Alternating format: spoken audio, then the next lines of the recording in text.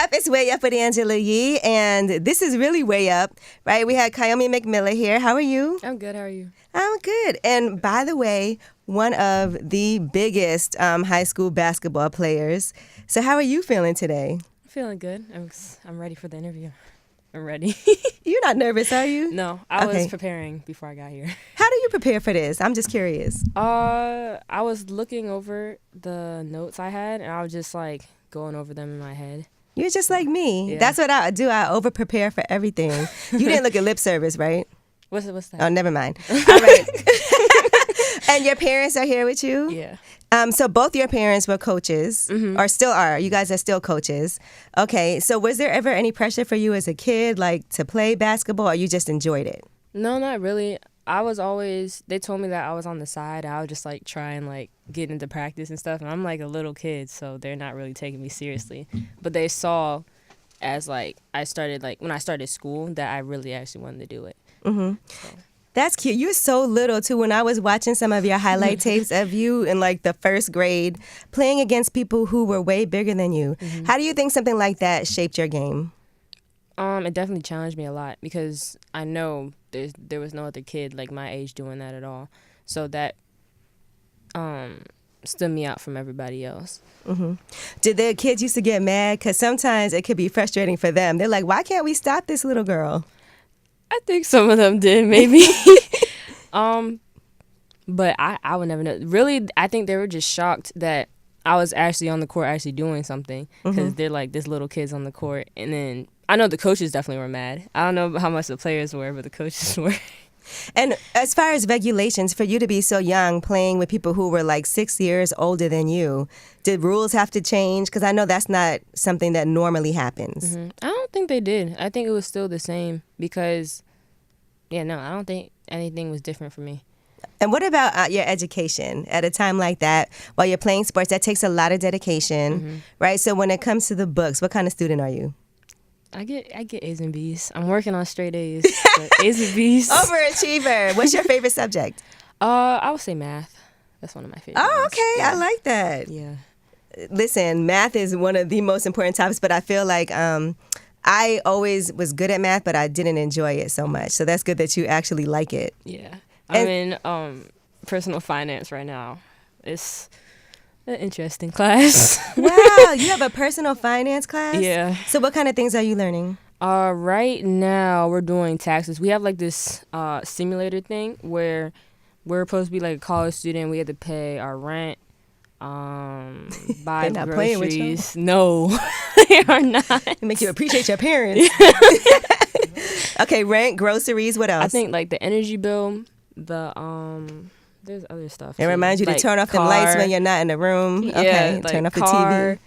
Car insurance, car payment, like it's all like all the bills. You gotta pay all. You of don't them. even think about all the things that you have to. Yeah, No, like until playing the game, I was like, this is a lot. I was like sitting there, I was like, why do I even have a car? Like I want a scooter. Like why are they making me buy a car? But yeah. What kind of car did you buy in your class? I don't know. It was just like automatic. They just gave it to me, and I just had to pay for it, and I don't want to. Well, at least you don't have to pay for training because you had your parents there. Yeah. Now, who's the better coach? The better one? Yeah, your mom or your dad. Just pretend they're not here. They're both pretty good. See, I like that. You're very good at your media training. But do they have different styles when it comes to working you out? Yeah. My dad's way more harder than my mom is. Like they both are doing, like they're teaching the same thing. It's just, I guess the delivery is just way different. You know, sometimes people feel like, and people are very divided on this because we've seen video of coaches who can be very harsh, right? And so what, aside from your parents, when you're on the court, what works for you? Because sometimes people are like, you shouldn't talk to them like that, X, Y, and Z. And we've also heard stories of people like, all right, these, kids are younger and we're making them be too competitive. Sometimes people feel like on the flip side that we're too soft on some of these student athletes. What are your thoughts? I think with my dad coached me how he has, I'm like prepared for any, like I know no one else is gonna coach me as hard as he has, and even if they try to, I'll be prepared for it. It won't faze me. Like people that go and like play for a certain coach, are on the court, like, I think it's funny, like, you're getting yelled at and you start crying. Like, what? They didn't even say anything. I'm like looking you're like prepared. Yeah, I'm like looking like, what? They're just telling you what to do. But you heard that Maryland come out telling you what? All right, no, I feel you. You ever been mad at your dad for, like, because it gets frustrating, I can imagine. Yeah, I get frustrated. Like, if I'm doing something wrong and he just keeps telling me, like, it's wrong. It's like, I know it's wrong. But he's just helping me get better. That's all it is. Now, let's talk about your NIL deal that you have with Jordan. Okay, that's a huge accomplishment. So tell me where you were when you got that information that you were about to be signing this deal.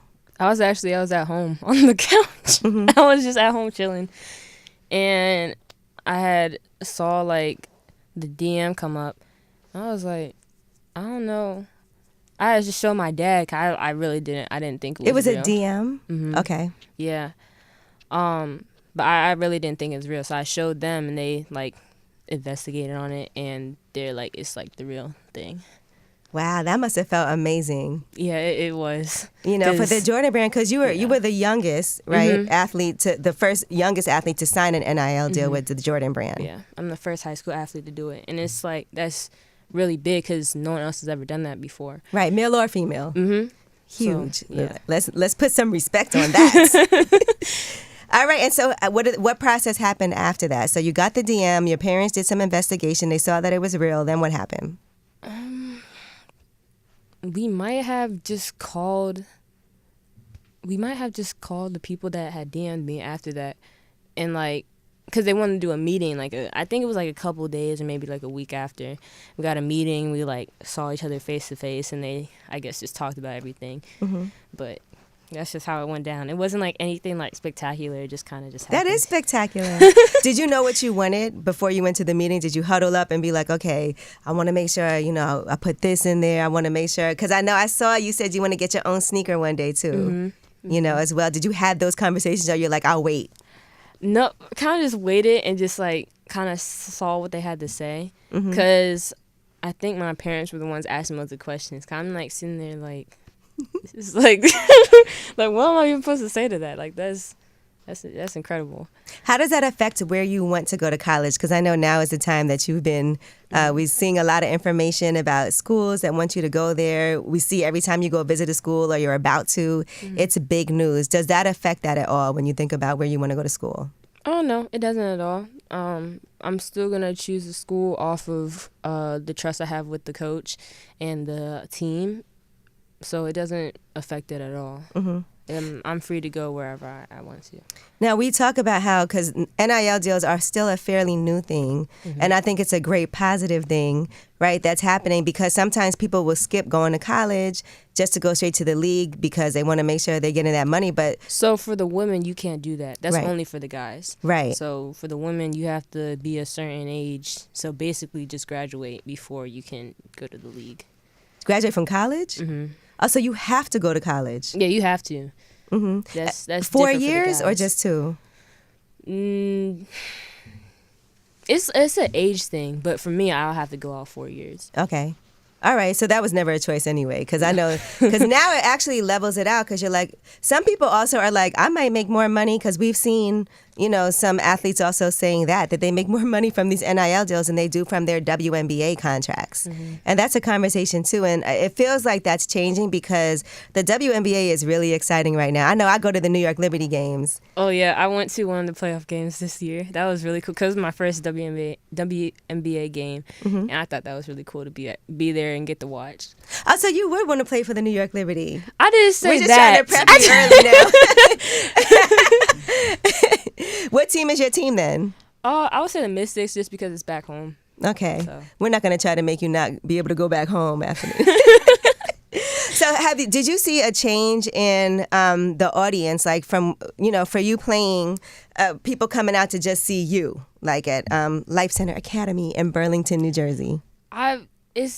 It's different, because it's like some people like are asking like when's your schedule? Like they asked before, but it's like on a whole different level now. Like usually it would be like just like family, maybe some friends. Now it's like people I don't even know like wanting to come and watch my games and just be there just to support. And it's really cool because like it's something. It's just really, it's a really cool experience because like something like it's not the normal. So I think that's really important. And how has life changed for you since signing this deal? It's changed a little bit. Like I go to like tournaments and stuff, and like little girls are coming up and saying hi to me and stuff, and like wanting pictures. So that was one of the big things that's changed. Mm-hmm. And because I can imagine some people seeing you and being like, okay, there's a lot of, people that play sports in school, but they might take it more seriously now seeing somebody like you.